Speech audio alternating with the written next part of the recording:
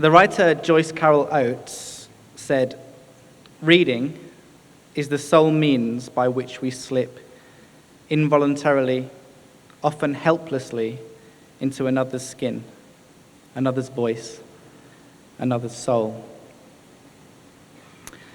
Think about a time when you were younger, perhaps just before bedtime, curled up in the lap of a loved one, a book in front of you. People tell me that their fondest memories are of being read to, and it's easy to see why. It's magical. But what makes those moments magical? Well, they're about connection. They're about intimacy. They're about possibility, a shared experience. When we read, we create the worlds in our head that we're reading about.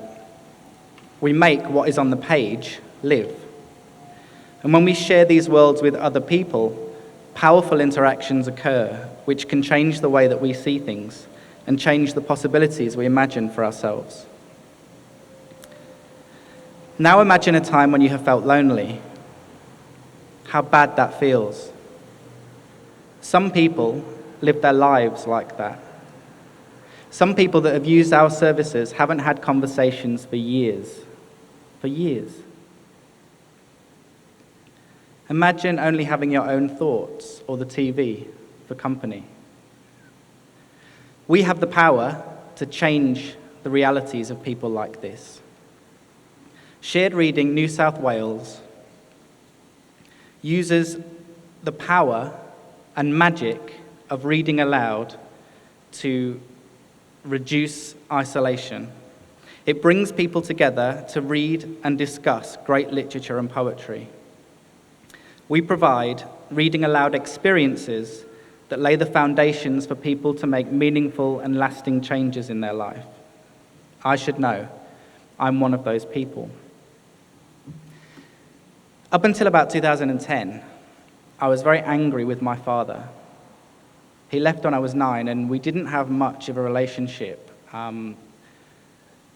We spoke a little bit here and there, and I would visit him weekly, but we didn't really have any connection. And so, consequently, I was anxious. I didn't know where my place in the world was. He was a man who could make things with his hands, and when he went to work, he came home smelling of sweat, and he got dirty at work, and I didn't follow that mold. I can't put IKEA furniture together. I see that I'm not on my own, though. That's good. So when I went to a reading group for the first time, I was full of this anxiety. I nearly left straight away because I was worried about what would they want me to read. I didn't have anything interesting to say, so I nearly got up and left. But then they gave me tea and a biscuit, so I don't want to be impolite. I'm English, so I stayed. And I'm glad that I did, because we read a poem that day by Seamus Heaney called Digging. The last 4 lines of that poem are, "I have no spade to follow men like them. Between my finger and my thumb, the squat pen rests, snug as a gun. I'll dig with it." Those lines and the love of my wife transformed my life. They told me that I could express myself. Being in the group told me that people would listen to what I had to say. Shared Reading has changed the lives of many people in the United Kingdom. The Reader organisation run groups across the length of the country. There are shared reading centres across the United Kingdom. What I want to invite you to contribute to today is establishing Australia's first shared reading centre here in Parramatta. A shared reading centre enables us to offer our services to the people of Parramatta, to provide a space where they can connect and have meaningful conversations, not just to say hello, as important as that is, but to have the conversations that create deep connection, create friends.